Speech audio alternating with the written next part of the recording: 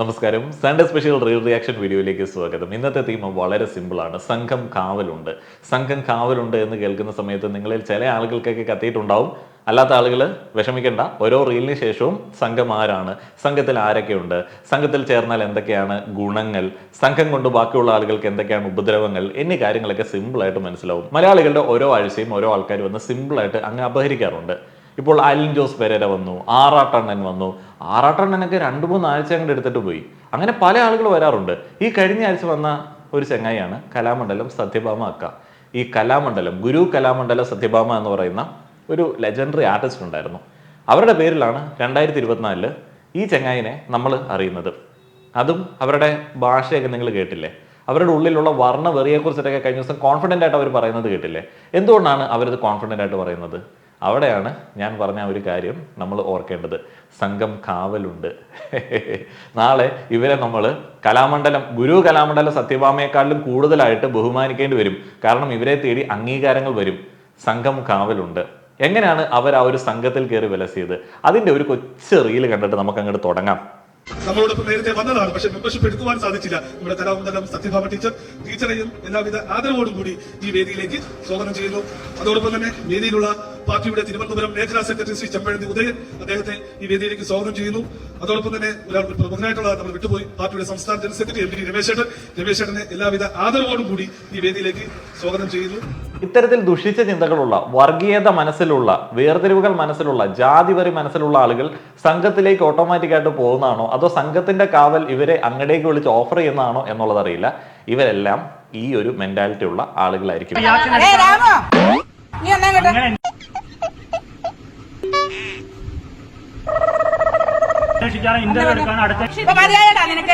എനിക്ക് മതിയായി, മാഡത്തിന് മതിയായ തല്ലി കളഞ്ഞാ പോലവര് ഒരു പോകത്തില്ല. നമുക്ക് പോകാം എയറിലേക്ക്. പാക്ക് എടുത്തിട്ടുണ്ട്. ഇയാള് കണ്ടു കഴിഞ്ഞാല് കാക്കേലെന്നാണ്. കണ്ടു കഴിഞ്ഞാണ്ടല്ല ദൈവം പോയി പെറ്റ തള്ള സഹിക്കും. അവധിയില്ല ഞാൻ കൊന്നു കളഞ്ഞാന്. അത്രയും ദേഷ്യായി പോയി ആ പെണ്ണോട്. എന്നെ പെണ്ണം നല്ല സുന്ദരി പെണ്ണുങ്ങളുടെ കൂടെ അഭിനയിച്ചിട്ട് ഈ ഒന്നിന്റെ കൂട്ട് കണ്ടിരിക്കുന്ന പെണ്ണിനെ ഈ സുരേഷ് ഗോപി വേണോ ഈ ഒന്നിനെ? ഇത് എന്നതായി പറയാൻ? അവള് പെണ്ണാണോ എന്നൊരു കണ്ണാടിത്ത് നോക്കിയിട്ട് പറഞ്ഞാൽ പോരായിരുന്നത്. ശരിയാണോ? ഇത് ആരാന്ന് ഇങ്ങനെ നോക്കണ്ടേ? കണ്ട പട്ടിയും പൂച്ചയൊക്കെ വന്നു പറയണത്. ആ ഒരു പട്ടിയും പൂച്ചാലും ഭർത്താ പെണ്ണിനെ. അല്ലെങ്കിൽ ഇത് ആരാന്ന് നോക്കണം. അവളെ കണ്ണാടി എടുത്ത അവള് നോക്കണം. ഞാൻ ഇങ്ങനെ എന്നിട്ട് വേണം ഇത്രയും. സംഘം ഏറെ കാവൽ നൽകുന്ന ഒരു ചേട്ടത്തിയാണ് മറിയാമ്മ ചേട്ടത്തി. മറിയാമ്മ ചേട്ടത്തി എന്തുകൊണ്ടാണ് സംഘത്തിന്റെ കാവലിലേക്ക് അവർ ക്ഷണിച്ചത്? മറിയാമ്മ ചേട്ടത്തി നല്ല തെറി പറയും, പിണറായിയെ തെറി പറയും, നാട്ടിലുള്ള എല്ലാ ആൾക്കാരും തെറി പറയും. ഈ കഴിഞ്ഞ ഇടയ്ക്ക് ഒരു മാധ്യമപ്രവർത്തക സുരേഷ് ഗോപി എന്ന് പറയുന്ന അതുല്യ നടന വിസ്മയത്തിനെതിരെ ഒരു അപമര്യാദ പരാതി ഉന്നയിച്ചു. അപ്പോൾ ആ ഒരു പരാതി ഉന്നയിച്ച സമയത്ത് അയാൾക്കൊരു മാപ്പ് പറഞ്ഞിട്ട് അങ്ങോട്ട് പോയാൽ മതിയായിരുന്നു. അപ്പോൾ അയാൾ സംഘത്തിന്റെ കാവലുള്ളത് കൊണ്ട് വൻ ഷോ ഇറക്കിയപ്പോഴത്തേന് അദ്ദേഹത്തിന്റെ ഫാൻസ് പ്രകോപിതരായിട്ടുള്ള ഫാൻസ് ഏറെയും തെറി വിളിച്ചത് സുരേഷ് ഗോപി അണ്ണൻ സിനിമയിൽ എത്രയധികം ആളുകളെ കണ്ടിട്ടുണ്ട്, പിന്നെയാണോ ഒരു മാധ്യമ പ്രവർത്തക, അവൾ എങ്ങനെ ഇരിക്കണു എന്നൊക്കെ ഉള്ളായിരുന്നു അവരുടെ മെയിനായിട്ടുള്ള ഒരു സംഭവം. അണ്ണൻ അങ്ങനെ ചെയ്യില്ല എന്നൊക്കെ ഉള്ളതാണ്. അപ്പോൾ അവര് അപ്പൊ തന്നെ അവരുടെ മൈൻഡ് പോയത് ലൈംഗികതയുമായി കണക്ട് ചെയ്തിട്ടുള്ള രീതിയിലാണ്. അവരാണ് അതിനെ ആ ഒരു രീതിയിലേക്ക് ചിത്രീകരിച്ച് ആ ഒരു സ്ത്രീയെ സ്ലട്ട് ഷെയിം ചെയ്തത്. അവസാനം ആ ഒരു മാധ്യമപ്രവർത്തകൻ മടുത്തിട്ട് കേസുമായി സ്ട്രോങ് ആയിട്ട് മുന്നോട്ടേക്ക് പോയി. അപ്പോൾ തെറി പൂര അങ്ങോട്ട് തുടങ്ങി. ഇവിടെ ഏതെങ്കിലും സ്ത്രീയോട് ആരെങ്കിലും അപമര്യാദയായിട്ട് പെരുമാറിയിട്ടുണ്ട് എന്നുണ്ടെങ്കിൽ ബാഹുബലിക്കകത്ത് ഡയലോഗ് അടിച്ച് വരുന്ന ടീമുകളാണ് പോലീസ് സ്റ്റേഷന്റെ ഫ്രണ്ടിൽ തെളിവെടുപ്പിന് വേണ്ടി പ്രതിയെ വിളിപ്പിച്ച സമയത്ത് വലിയ പ്രക്ഷോഭമായിട്ട് ചെന്നത്. സംഘത്തിന്റെ കാവലുണ്ടെങ്കിൽ പോലീസ് സ്റ്റേഷനൊന്നും ഒരു വിഷയമല്ല. അതാണ് സംഘത്തിന്റെ കാവൽ. ഇനി അടുത്ത റീലിലേക്ക് പോയി കഴിഞ്ഞാൽ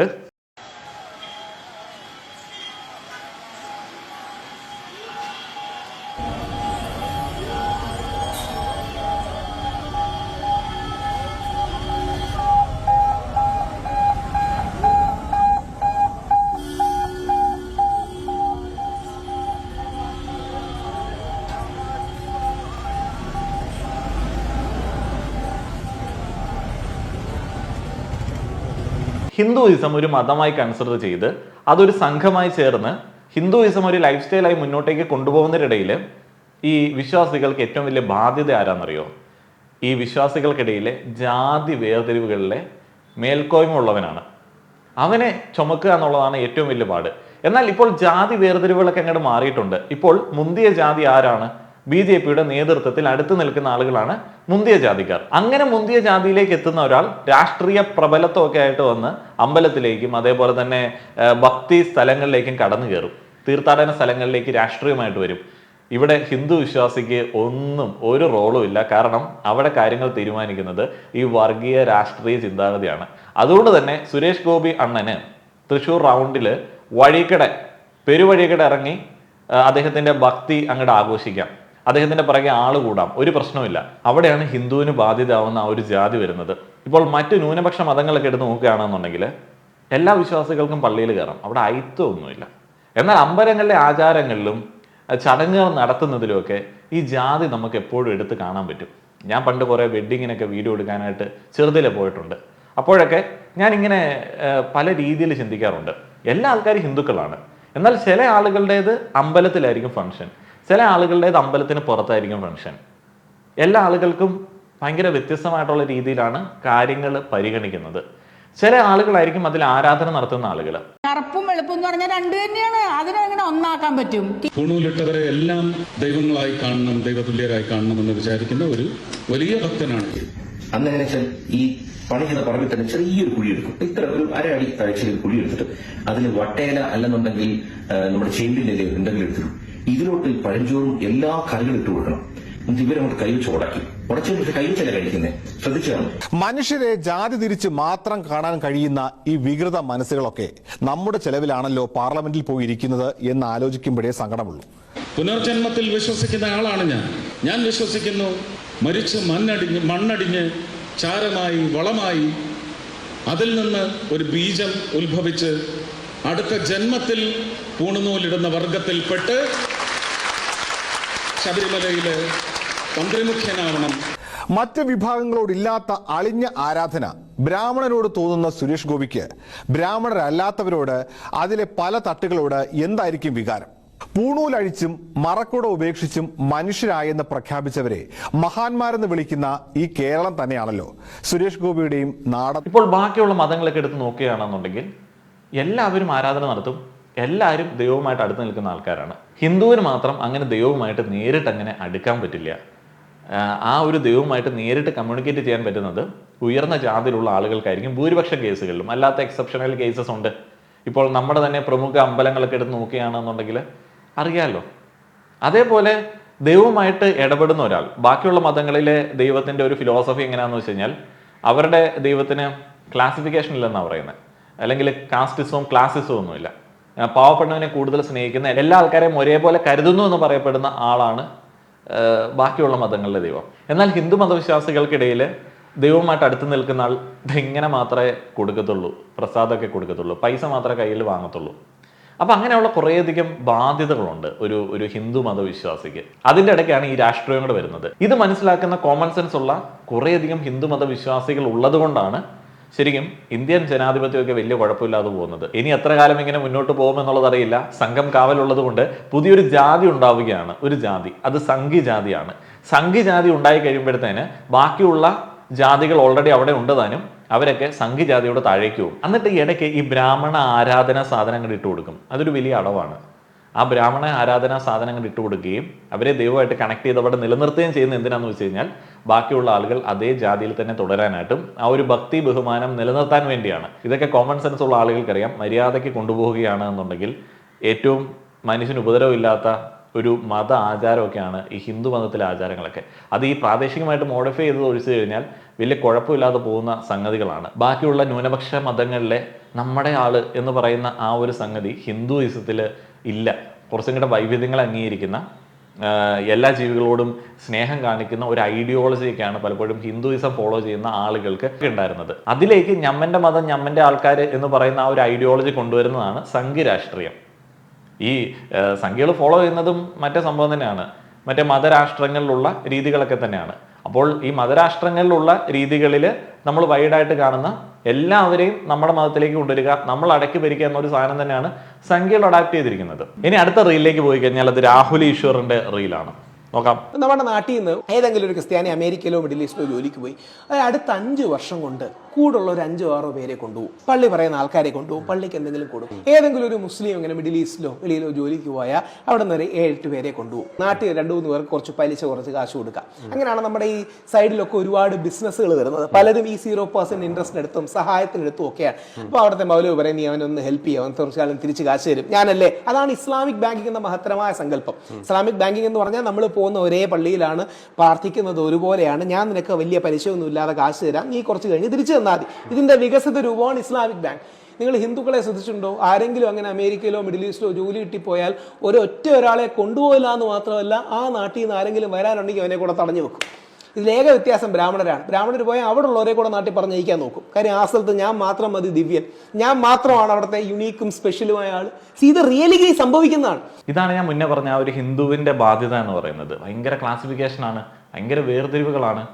അപ്പോൾ നമ്മളെല്ലാവരും ഒരേ രീതിയിൽ ട്രീറ്റ് ചെയ്യപ്പെടുന്ന അമ്പലം, നമ്മളെല്ലാവരും ഒരേ രീതിയിൽ പിന്തുടരുന്ന ആചാരങ്ങൾ എന്നിവ ഹിന്ദുയിസത്തിൽ ഇല്ല എന്ന് തന്നെ പറയേണ്ടി വരും. അതേപോലെ ബ്രാഹ്മണരെ ആ ഒരു മേധാവിത്വത്തിൽ അവിടെ നിലനിർത്തേണ്ടത് പുതുതായി ഫോം ചെയ്തു വരുന്ന സംഘജാതിക്ക് വളരെ ഇമ്പോർട്ടൻ്റ് ആയിട്ടുള്ള കാര്യമാണ്. അല്ല എന്നുണ്ടെങ്കിൽ താഴെ ഉള്ളവൻ്റെ വിധേയത്വം പോവും. ഇതാണ് ഇതിനകത്ത് ഏറ്റവും വലിയ ചലഞ്ച്. പക്ഷേ ഇത് ഒരു സ്ട്രോങ് ഫോഴ്സായിട്ട് യൂസ് ചെയ്തിട്ടാണ് മറ്റേ സംഘം കാവലുള്ള ആളുകൾ മുന്നോട്ടേക്ക് പോകുന്നത്. ഇനി അടുത്ത റീലിലേക്ക് പോയി കഴിഞ്ഞാൽ സംഘത്തിൻ്റെ കാവലിൽ ബാക്കിയുള്ള ആളുകൾ അവരുടെ ഭക്തി ആചരിക്കുന്ന കാഴ്ചയാണ്. എന്തൊരു മനോഹരമായിട്ടുള്ള കാഴ്ചയാണ്. അത്യാവശ്യം ഫ്രീഡം ഒക്കെ കൊടുക്കുന്ന ഒരു മതരാഷ്ട്രമാണ് ഞങ്ങളുടെ ഉള്ളിലുള്ള സ്വപ്നം. അതിതാണ് കേട്ടാ. ഇതൊക്കെ എന്ത് ക്രിഞ്ചാണെന്ന് ഞാൻ ആലോചിക്കണത്.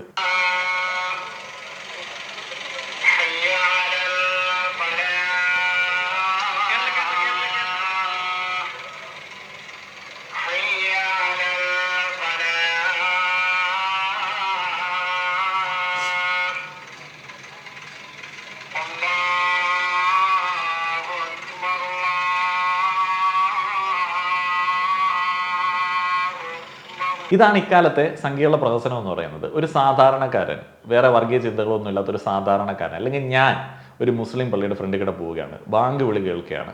അപ്പോൾ ഞാനും എൻ്റെ കൂട്ടുകാരനും കൂടെ ഉച്ചത്തിൽ സംസാരിച്ച് പാട്ട് പാടി പോവുകയാണെന്നുണ്ടെങ്കിൽ എന്ത് ചെയ്യും? നമ്മൾ ആ ഒരു പാട്ട് നിർത്തിയിട്ട് കുറച്ച് നേരം അങ്ങ് മര്യാദയ്ക്ക് അങ്ങ് നടന്നു പോകും. അത് മതി.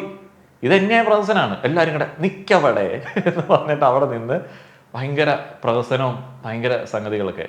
ഇതല്ല ശരിക്കും പറഞ്ഞാൽ മതസൗഹാർദ്ദം എന്ന് പറയുന്നത്. മതസ്വാതന്ത്ര്യം എല്ലാ ആളുകൾക്കും ഉണ്ട് എന്ന് മാത്രം വിചാരിച്ചാൽ മതി. അല്ലാതെ മതസൗഹാർദ്ദത്തിന് വേണ്ടി നിങ്ങൾ മറ്റൊരാളുടെ ആചാരം നിങ്ങൾക്ക് താല്പര്യമില്ലാതെ ചെയ്യേണ്ടതോ അല്ലെങ്കിൽ നിങ്ങൾ മറ്റൊരാളുടെ ആചാരം പ്രൊമോട്ട് ചെയ്യാൻ വേണ്ടി ഇറങ്ങേണ്ടതോ അതൊന്നും അല്ല മതസൗഹാർദ്ദം.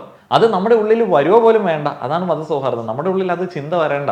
അയ്യോ ഇങ്ങനത്തെ പ്രാർത്ഥന കേൾക്കുന്നു, ഞാൻ എന്തെങ്കിലും ഒരു പട്ടിഷോ ഇവിടെ കാണിച്ചാലോ, അത് അല്ല. കാരണം നമ്മൾ അങ്ങനെ ചെയ്യാൻ തോന്നുന്നത് എന്തുകൊണ്ടാണെന്നറിയോ? അതങ്ങനെ ചെയ്യാൻ തോന്നുന്നത് നമ്മൾ മനുഷ്യനേക്കാളും കൂടുതൽ മതത്തിന് പ്രാധാന്യം കൊടുക്കുന്നതുകൊണ്ടാണ്. പലപ്പോഴും പ്രഹസനത്തിൽ നിന്നിട്ടും പേടിയിൽ നിന്നിട്ടൊക്കെയാണ് അങ്ങനെയുള്ള വിധേയപ്പെടലുകൾ ഉണ്ടാവുന്നത്. എനിക്ക് ഇതുവരെ അങ്ങനെ തോന്നിയിട്ടില്ല. ഞാൻ ഏത് വലിയ പ്രാർത്ഥന കേട്ടാലും ഞാൻ എൻ്റെ പരിപാടികൾ തുടരും. നമ്മൾ കാണിക്കേണ്ട ചില പൊതുമര്യാദകൾ കാണിക്കുമെന്നുള്ളതല്ലാതെ ഞാൻ അങ്ങനെ വലിയ പരിപാടികൾ കാണിക്കത്തില്ല. ഞാൻ ഒരൊറ്റ കാര്യത്തിൽ മാത്രമേ നിന്നെടുത്ത് നിന്ന് അനങ്ങാതെ നിൽക്കത്തുള്ളൂ. അത് ദേശീയഗാനം കേൾക്കുന്ന സമയത്താണ്. അത് മതി. എന്തിനാണ് ഇവർ ഇമാതിരി പ്രഹസനമൊക്കെ കാണിക്കുന്നുള്ളത് എനിക്കറിയില്ല. അടുത്ത റീലിലേക്ക് പോവാം. ഇവിടെ ഇങ്ങനെ കാക്കയ്ക്ക് കാഷ്ടിക്കാൻ വേണ്ടി ഒരുപാട് പ്രതിമകൾ ഉണ്ടാക്കി വെച്ചിട്ടുണ്ട്. അതിൽ നിന്നൊക്കെ എന്താണ് വരുമാനം? ഒരു പ്രതിമ അവിടെ ഉണ്ടാക്കിയപ്പോഴേക്കും ഇത് പട്ടിണി മാറും. ഗുജറാത്തിൽ പോയി നോക്കൂ എത്ര കോടിയാണ് വിറ്റ് വരുമാനമെന്ന് ഒരു വർഷം. ഒരു പ്രതിമ വെച്ചാൽ അതെങ്ങനെ രാജ്യത്തിന്റെ GDP-യിലേക്ക് ചേരുന്ന ഒരു എക്സിബിഷനിസം ആവണമെന്ന് ഒരു മഹാൻ കാണിച്ചു തന്നിട്ടുണ്ട്. കണ്ട് പഠിക്ക്. അടിസ്ഥാനപരമായിട്ട് നമ്മൾക്ക് എന്താണ് ആവശ്യം, ആ ഒരു അടിസ്ഥാന ആവശ്യങ്ങൾ നിർവഹിച്ചില്ല എന്നുണ്ടെങ്കിൽ നമ്മൾ എങ്ങനെയായിരിക്കും ബിഹേവ് ചെയ്യുക എന്നീ കാര്യങ്ങൾ വെളിവാക്കുന്ന ഒരു സംഭവം. ഇപ്പോൾ നിങ്ങൾ കണ്ടുകൊണ്ടിരിക്കുന്നത് അയോധ്യ റെയിൽവേ സ്റ്റേഷനിലെ നിലവിലത്തെ ഒരു അവസ്ഥയാണ്. വേസ്റ്റ് എല്ലായിടത്തും വാരിയിട്ടിരിക്കുന്ന, ഡ്രസ്സ് ഉണങ്ങാനിട്ടിരിക്കുന്ന, അവിടെ താമസിക്കാൻ ഒരു റൂം പോലും എടുക്കാൻ വകയില്ലാത്ത ആളുകൾ വിശ്രമിക്കുന്ന കാഴ്ചകളാണ് കണ്ടുകൊണ്ടിരിക്കുന്നത്. അത് എന്തുകൊണ്ടാണ് നമുക്ക് കാണേണ്ടി വരുന്നത്? കാരണം അടിസ്ഥാന സൗകര്യങ്ങൾ ജനങ്ങൾക്ക് കൊടുത്തിട്ടില്ല. അവരുടെ ജീവിത നിലവാരം ഉയർന്നിട്ടില്ല. അവരുടെ അടിസ്ഥാന ആവശ്യമായിട്ട് ഒരു അമ്പലം പണിത് വെക്കുകയും അവിടേക്ക് വരേണ്ടത് വളരെ അത്യാവശ്യമാണ് എന്ന് അവർ ചിന്തിക്കുകയും ചെയ്യുന്ന ഒരു സാഹചര്യമാണ്. ബേസിക് സിവിക് സെൻസ് എന്ന് പറയുന്ന ഒരു സംഗതി ഉണ്ടല്ലോ, അത് നോർത്ത് ഇന്ത്യൻ സംസ്ഥാനങ്ങളിലൊന്നും ഇല്ല. അതിപ്പോൾ ഏത് പാർട്ടി ഭരിച്ചിട്ട് അവർക്കില്ല. അത് ഈ ജാതി ചിന്ത ഉള്ളതുകൊണ്ടാണ്, കടുത്ത ജാതി ചിന്തയാണ്. അതിപ്പോൾ കോൺഗ്രസ് കാലങ്ങളോടെ ഉപയോഗിച്ചിട്ടുള്ള ഒരു സംഗതി തന്നെയാണ് ഈ ജാതി ചിന്തകൾ. ഈ കോൺഗ്രസിൻ്റെയൊക്കെ നേതാക്കൾ റൂറൽ നോർത്ത് ഇന്ത്യൻ ഗ്രാമങ്ങളിലേക്കൊക്കെ പോയി കഴിഞ്ഞാൽ കോൺഗ്രസിൻ്റെയൊക്കെ നേതാക്കൾ ജന്മിമാരാണ്. ഞാൻ ഇതിനകത്ത് നേരിട്ട് എക്സ്പീരിയൻസ് ആയിട്ടുള്ള ഒരു വ്യക്തി ആയതുകൊണ്ട് എനിക്ക് മനസ്സിലായിട്ടുള്ളൊരു സംഗതി, ഈ പഞ്ചായത്തും അല്ലെങ്കിൽ വില്ലേജ് ഓഫീസും അങ്ങനെയുള്ള ഗവൺമെൻറ് സ്ഥാപനങ്ങൾ പോലും എന്തോ ആഠ്യന്മാരുടെ അല്ലെങ്കിൽ മേൽജാതിക്കാരുടെ ഇടങ്ങളായിട്ടാണ് കൺസിഡർ ചെയ്യപ്പെടുന്നത്. അവിടെ നമ്മുടെ വില്ലേജ് ഓഫീസറെ പോലെ ചാടി കയറി ചെന്നിട്ട് വില്ലേജ് ഓഫീസർ എന്തിയേ എന്നാ വരാത്തത്, 10 മണി ആയല്ലോ എന്നൊന്നും ചോദിക്കാൻ പറ്റത്തില്ല. ആ ഒരു രീതിയിലായിരുന്നു ഒരു കാലത്തൊക്കെ. ഇപ്പം മാറ്റം ഉണ്ടോ എന്നുള്ളത് എനിക്കറിയില്ല. ഒരു 5 വർഷം മുൻപ് ഞാൻ കണ്ട കാഴ്ചകളിൽ കൂടുതലായിട്ട് ഞാൻ എക്സ്പീരിയൻസ് ചെയ്തിട്ടുള്ളത് അത്തരത്തിലുള്ള വേർതിരിവുകളായിരുന്നു. ഇപ്പോൾ മധ്യപ്രദേശിൻ്റെ പ്രധാനപ്പെട്ട ടൗണുകളൊക്കെ ഭയങ്കര വികസിതമാണ്. എന്നാൽ ഉൾഗ്രാമങ്ങളിലേക്ക് പോകുമ്പോഴത്തേന് അവർക്ക് ഭയങ്കര എന്തോ വലിയ ലോട്ടറി അടിച്ചതുപോലെയാണ്.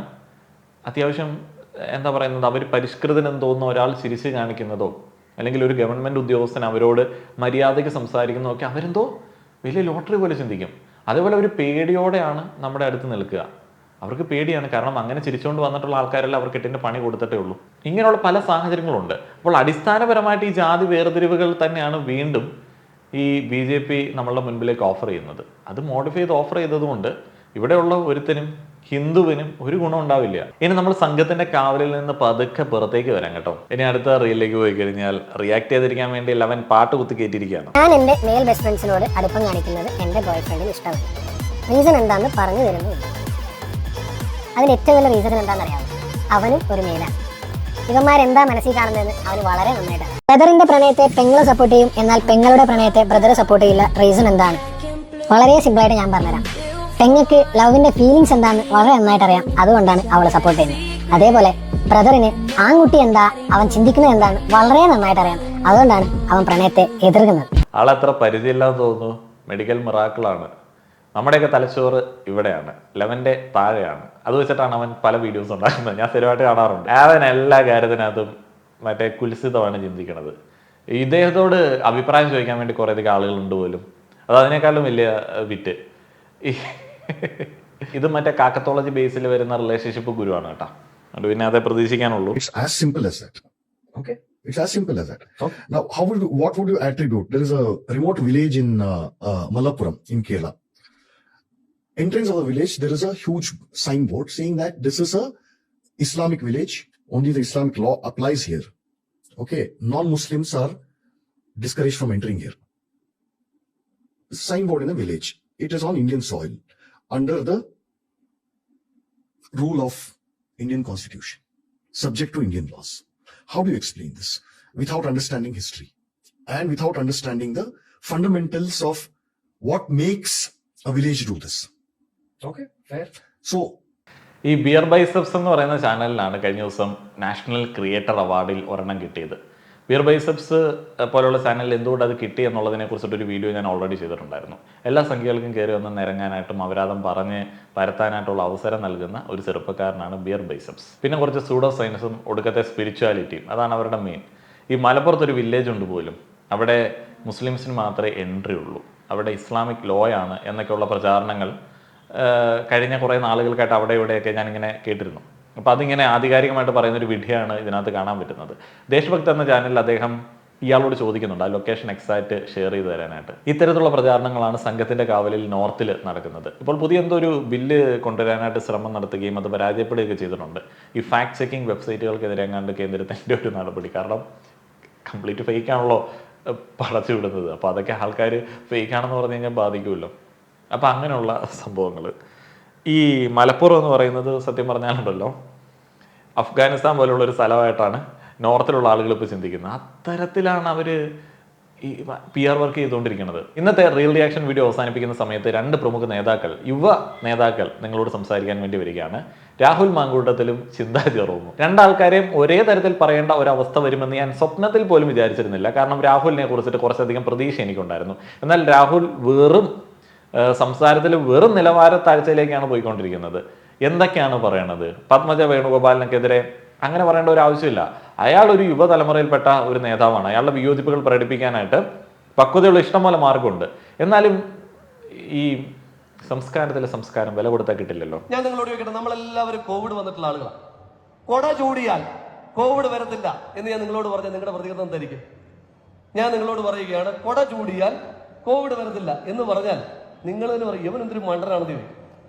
എന്നാൽ ഇത് സത്യത്തിൽ പറഞ്ഞ ആളാണ് നമ്മുടെ തോമസ് ഐസക്. വെറുതെ പറയില്ല. നമ്മുടെ തണ്ണീർമുക്കം, ആലപ്പുഴ ജില്ലയിലെ തണ്ണീർമുക്കം പഞ്ചായത്തില് പുള്ളി നടപ്പിലാക്കിയ പദ്ധതിയായിരുന്നു കൊട ചൂടി കോവിഡിനെ അകറ്റുക. പുള്ളി പറഞ്ഞെന്താണെന്നറിയാമോ? ഈ 2 കൊടയുടെ അകലം ഉണ്ടെങ്കിൽ പിന്നെ കോവിഡ് വരത്തില്ല. 2 ആളുകൾ കൊട ചൂടിക്കൊണ്ട് നടന്നാൽ കോവിഡ് വരത്തില്ല. ഇതുപോലെയുള്ള മണ്ടത്തരങ്ങൾ മാത്രം പറഞ്ഞിട്ടുള്ള ആളാണ് തോമസ് ഐസക്.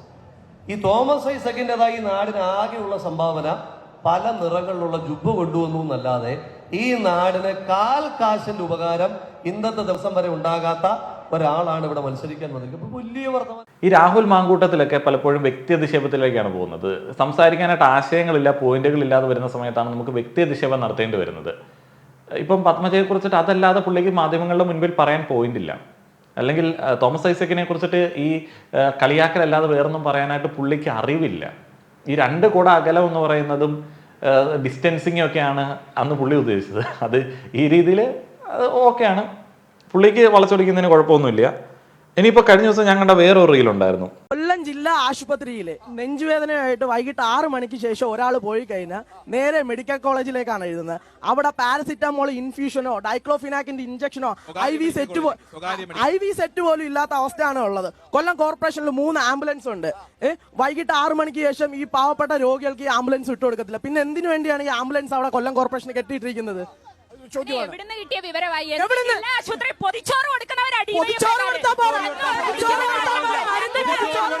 ഈ പൊതിച്ചോറ് കൊടുക്കുന്നതിനിടയിൽ ഇവരുടെ തലച്ചോറിനെ കുറിച്ചിട്ടുള്ളൊരു ചിന്ത പലപ്പോഴും പാർട്ടി നേതാക്കൾക്ക് ഇല്ലാത്തതുകൊണ്ടാണ് ഇവരെ പല വേദികളിലും സംസാരിക്കാൻ വേണ്ടി വരുന്നത്. ഈ പെരിഫറീസ് എന്നാണല്ലോ പറയുന്നത്, ഈ ജില്ലാ ആശുപത്രി അങ്ങനെയുള്ള ചെറിയ ചെറിയ ആശുപത്രീസ്, ഇതിനെ ശക്തിപ്പെടുത്താതെ നമ്മുടെ ഇവിടെയുള്ള ആരോഗ്യ പരിപാലനം റെഡിയാവില്ല. നമ്മുടെ മെഡിക്കൽ കോളേജുകളിൽ ഏറ്റവും വേസ്റ്റ് ആയിട്ടുള്ള ചികിത്സ നടക്കുന്നതിൻ്റെ മെയിൻ റീസൺ ഇത്തരത്തിലുള്ള എഴുതിവിടലാണ്. കാരണം ഈ പല ഹോസ്പിറ്റലിലും ICU ഇല്ല, അല്ലെങ്കിൽ പ്രധാനപ്പെട്ട സൗകര്യങ്ങളൊന്നും ഇല്ല. അതുകൊണ്ട് ചെറിയ കേസിന് വരെ അവർ റിസ്ക് എടുക്കാതെ മെഡിക്കൽ കോളേജിലേക്ക് റെഫർ ചെയ്യും. ഇവിടെ വന്നിട്ട് ഇങ്ങനെ കിടക്കുകയാണ്. അതേപോലെ ഇപ്പോൾ പോലീസ് വഴിയിൽ നിന്ന് എടുത്തുകൊണ്ട് വരുന്ന ആൾക്കാർ ഇവിടെ കൊണ്ടുപോയിടും, ജയിലിലുള്ള ആൾക്കാർ ഇവിടെ കൊണ്ടുപോയിടും. ഇതെല്ലാ ആൾക്കാരെയും കൂടെ പരിപാലിക്കാനായിട്ടുള്ള സെറ്റപ്പ് താങ്ങാൻ പറ്റുന്നില്ല മെഡിക്കൽ കോളേജിന്. അതിനുള്ള സ്റ്റാഫ് ഉണ്ടോ? ഇല്ല. ചെലവ് ചുരുക്കലിന്റെ ഭാഗമായിട്ട് സ്റ്റാഫിനെ ഹയർ ചെയ്യുന്നില്ല. അപ്പോൾ എനഫ് സ്റ്റാഫ് ഇല്ല. എല്ലായിടത്തു നിന്നും ഇങ്ങടേക്ക് ഇങ്ങനെ ആൾക്കാരെ റെഫർ ചെയ്തുകൊണ്ടിരിക്കുകയാണ്. അതേപോലെ ഹോസ്പിറ്റൽസിലൊന്നും പണ്ടത്തെ പോലെ ഡോക്ടേഴ്സ് റിസ്ക് എടുക്കില്ല. അവർ മെഡിക്കൽ കോളേജിലേക്ക് റെഫർ ചെയ്യും. ഇവിടെ വന്ന് ചികിത്സ വൈകുന്നത് കൊണ്ട് മരിക്കുന്ന സീൻസ് ഉണ്ടായിട്ടുണ്ട് എന്നുണ്ടെങ്കിൽ അത് ആശുപത്രിയുടെ പ്രശ്നമല്ല, താങ്ങാൻ പറ്റുന്നതിലും ആളുകൾ വന്നുകൊണ്ടിരിക്കുകയാണ്. അതിൽ ഇവർ 24 അവർ കാര്യക്ഷമമായിട്ട് വർക്ക് ചെയ്തുകൊണ്ടിരിക്കുകയാണ് ഡോക്ടേഴ്സ്. അപ്പോൾ അവിടെ വൈകുക എന്ന് പറയുന്നത് വേറെ ഓപ്ഷൻ ഇല്ല. വരുന്ന ഒരാളെ പ്രയോറിറ്റി അനുസരിച്ചിട്ട് പ്രായമൊക്കെ നോക്കിയിട്ടാണ് ഇവർ പരിപാലിക്കുന്നത്. ബാക്കിയുള്ളിടത്ത് റിസ്ക് എടുക്കാൻ വയ്യാതെ നിങ്ങളുടേക്ക് എഴുതി വിടും. ശരിക്കും ഇവിടെയുള്ള ആരോഗ്യ രംഗത്തെക്കുറിച്ചിട്ട് പൊക്കി പറയുന്ന പാർട്ടിക്കാരൊക്കെ ഈ മെഡിക്കൽ കോളേജിലൊന്നും പ്രോപ്പർ ആയിട്ടുണ്ടല്ലോ ഒരു കാര്യവും മെയിൻറ്റെയിൻ ചെയ്യുന്നില്ല. വീണ ജോർജ് ഒക്കെ പരാജയം ആരോഗ്യ മന്ത്രിയാണ്, പരാജയം. ഞാൻ എല്ലാ ആൾക്കാരോടും പറയാവുന്ന ഒരു കാര്യമുണ്ട്, നിങ്ങൾക്ക് എന്തെങ്കിലും വകയുണ്ടെന്നുണ്ടെങ്കിൽ ഒരു ഹെൽത്ത് ഇൻഷുറൻസ് എടുത്തിട്ട് ക്രിട്ടിക്കൽ സിറ്റുവേഷനിൽ ഏതെങ്കിലും മൾട്ടി സ്പെഷ്യാലിറ്റി ഹോസ്പിറ്റലിലേക്ക് പോവുക. മെഡിക്കൽ കോളേജിലേക്ക് പോയി നിലവിലത്തെ സാഹചര്യത്തിൽ റിസ്ക് എടുക്കാതിരിക്കുക. തീരെ വഴിയില്ല എന്നുണ്ടെങ്കിൽ പോവുക. ഇതൊക്കെ ഒരു ഭാഗ്യത്തിൻ്റെ കളിയാണ്. ഞാൻ ഈ ഭാഗ്യത്തിൽ വിശ്വസിക്കുന്ന ഒരാളല്ല എന്നുണ്ടെങ്കിലും മെഡിക്കൽ കോളേജ് എക്സ്പീരിയൻസ് ഉള്ളതുകൊണ്ട് ഞാൻ പറയുകയാണ്, ഇതൊക്കെ ലക്കിൻ്റെ കളികളാണ്. എന്ത് അവസ്ഥയാണ്, അവർ പൊതിച്ചോറ് കൊടുക്കുന്നുണ്ടെന്ന്. എന്ത് അവസ്ഥയാണ് ഈ നാടിൻ്റെ എന്ന് ചില സമയത്ത് ആലോചിക്കും. എന്നാലും പ്രതീക്ഷയുണ്ട് കേട്ടോ. മാധ്യമപ്രവർത്തകരുണ്ട്, നേതാക്കളുണ്ട്, സാധാരണ ജനമുണ്ട്. BJPയുടെ എത്ര ഉടായ്പകളാണ് സുപ്രീം കോടതിയിൽ ചോദ്യം ചെയ്യപ്പെടുന്നത്. അതൊക്കെ ഈ നാടിൻ്റെ അവശേഷിക്കുന്ന പ്രതീക്ഷകളാണ്. എല്ലാ രാജ്യത്തിനും ഒരു ക്രൈസിസ് സിറ്റുവേഷൻ ഉണ്ടായിരിക്കും ഭരണപരമായിട്ട്. അത് ഇടയ്ക്കൊക്കെ വരാറുള്ളതാണ്. ആ ഒരു രീതിയിൽ കണ്ടാൽ മതി എന്നുള്ളൊരു ചിന്തയാണ് എനിക്കുള്ളത്. നിങ്ങളുടെ അഭിപ്രായങ്ങൾ പറയുക. നന്ദി.